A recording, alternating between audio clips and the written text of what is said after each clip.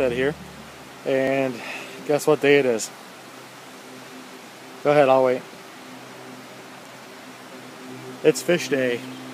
It's a day where we get together and fertilize the garden and smell like fish for multiple days after.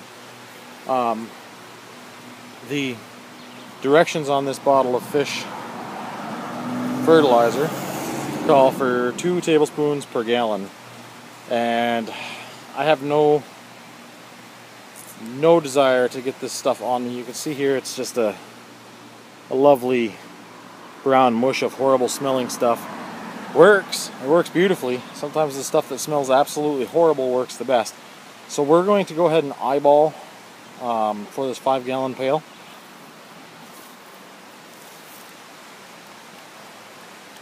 I think about there should probably do it. Gloves are another great idea for this, and I've gotten an old plastic container that's going to help me scoop, and I'll put my finger on the corner here, and hopefully I can keep some of the fish smell off from me. Right now I'm going to go find a stick to stir my my wicked smelling cauldron. I have borrowed the stick that was marking the rhubarb, and what I want to do is give this a nice thorough mix, and it's gonna cloud up. You'll notice it's clouding right up.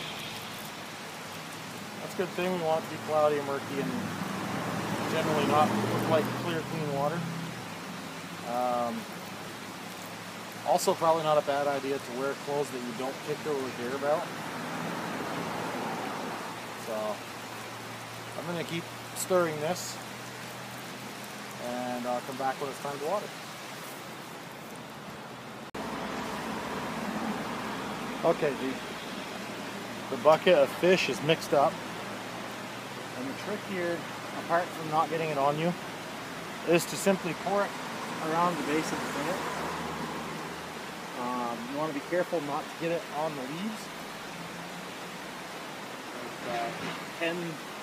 It can burn the leaves if your mix isn't 100% correct, but it's just as simple as that.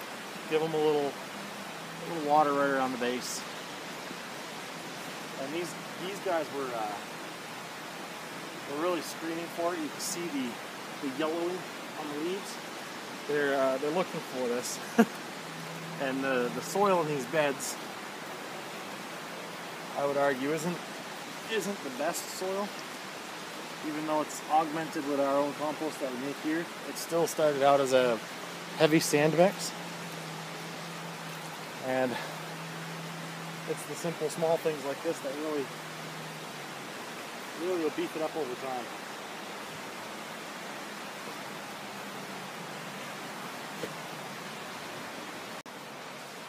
Another thing to bear in mind is this stuff you're not going to want to use. Like here you see my lettuce.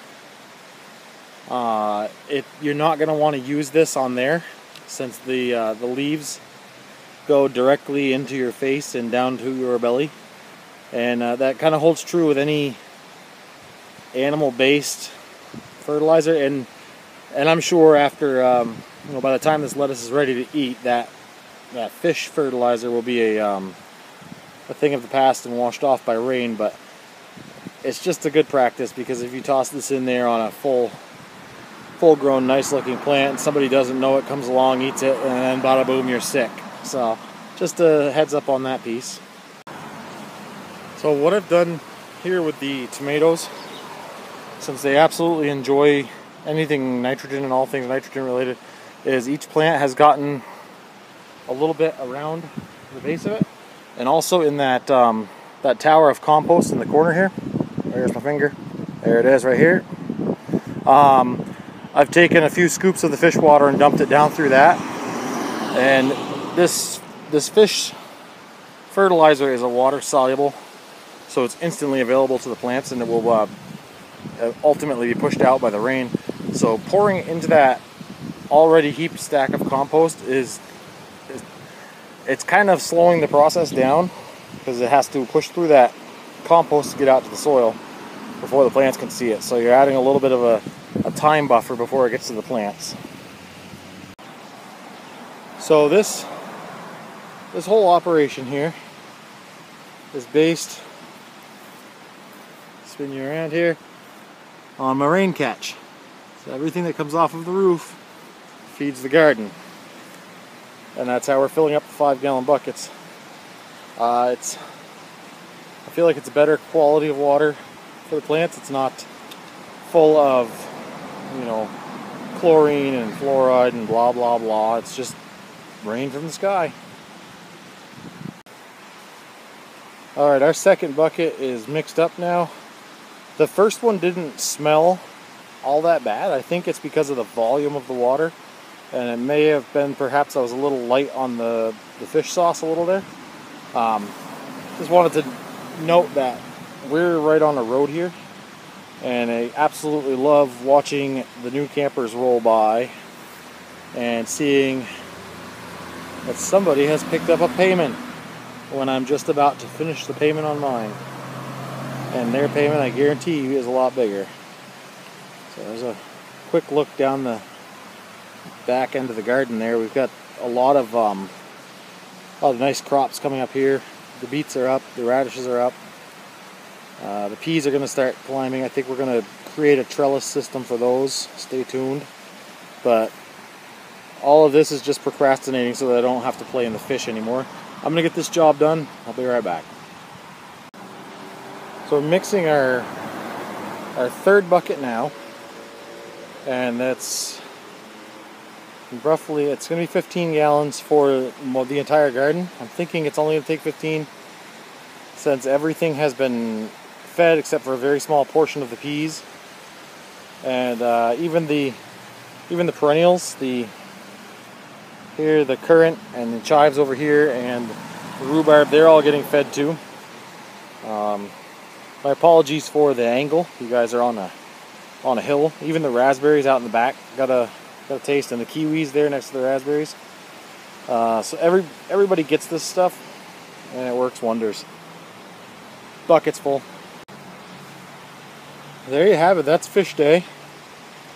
And another 2 weeks we'll revisit this exercise and smell like fish once more. Actually, this time around it's not so bad.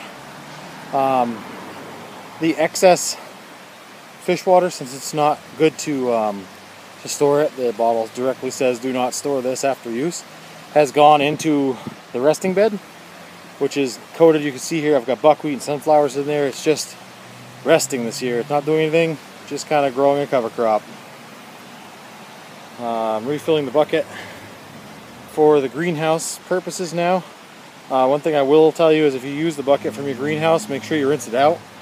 If that fish stuff sits in the heat, oh mister, it's not a good plan. While I have you guys, let me give you a little closer look at the resting bed. This is just a coating of buckwheat over the top, and the buckwheat just grows up, covers the soil, keeps it moist. And at the end of the season, I'm just going to chop that buckwheat down and the sunflowers and leave them right where they are. And then in the spring, they'll get chopped into the soil and just make the soil that much better. We also have a tomato volunteer. I found this guy this morning hanging out, and he's actually doing much better than the tomatoes that we've purposely grown over there. And I had the tomatoes here last year, so I wouldn't be surprised to see more of those guys come up. It's really nice to see that they come back each year.